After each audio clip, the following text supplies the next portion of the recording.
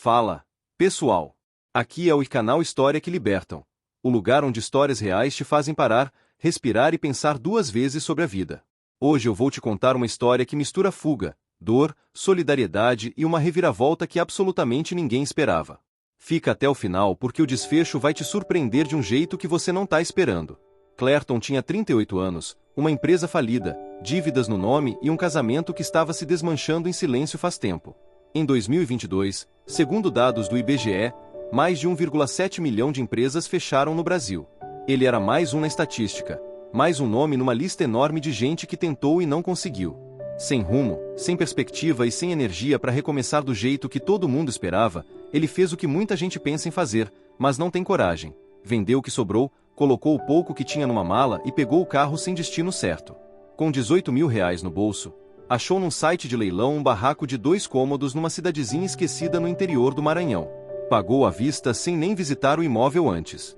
Assinou os papéis, jogou a chave no bolso e pensou: aqui ninguém vai me achar. Aqui eu posso simplesmente parar de existir para todo mundo. Quando chegou depois de 2 dias de estrada, com os olhos vermelhos e a barba por fazer, a casa não estava vazia. Lara, 22 anos, estava lá há 3 dias, escondida, sobrevivendo com o que tinha. Ela tinha sido despejada do barraco vizinho com gêmeos de apenas 4 meses no colo, sem dinheiro, sem família por perto e sem nenhuma opção na cabeça. Sem ter para onde ir, ela forçou a janela quebrada que mal fechava e ficou. Dormiu no chão. Aqueceu os bebês com a única blusa que sobrou na mochila. Clerton poderia ter gritado. Poderia ter chamado a polícia e resolvido tudo em minutos. Em vez disso, ele ficou parado na porta por um longo tempo, olhando para ela, olhando para os bebês, e algo dentro dele que estava completamente apagado deu um sinal fraco de vida. Ele entrou devagar, se abaixou e perguntou com a voz rouca: "Você quer comer alguma coisa?" Eles combinaram o seguinte sem muita conversa. Ela ficava no cômodo dos fundos com os bebês, ele ficava no da frente. Sem perguntas difíceis, sem julgamentos, sem histórias que nenhum dos dois estava pronto para contar. 2 estranhos completos compartilhando um barraco por pura necessidade, cada um carregando um peso diferente, mas igualmente pesado. Mas aí veio o que absolutamente ninguém esperava, nem o próprio Clerton. Ele, que tinha largado tudo para fugir das pessoas, que não queria mais saber de responsabilidade, de compromisso, de nada, descobriu que acordar cedo para preparar o leite dos gêmeos era a primeira coisa em anos que fazia ele sentir que estava no lugar certo no mundo. Que existia por algum motivo.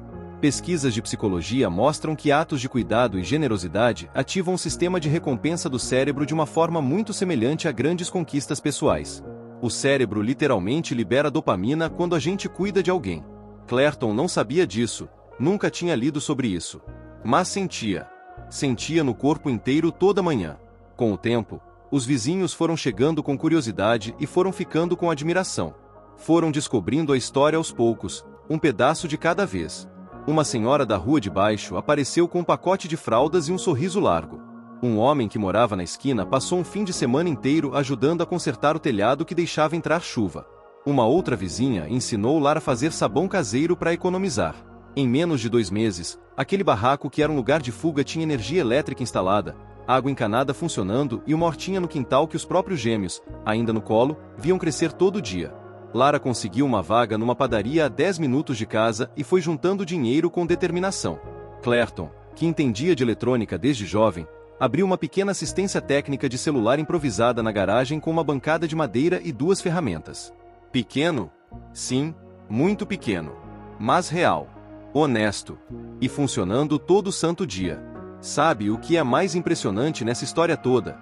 Clerton foi até aquela cidade com um único objetivo: fugir de tudo, de todo mundo e de si mesmo.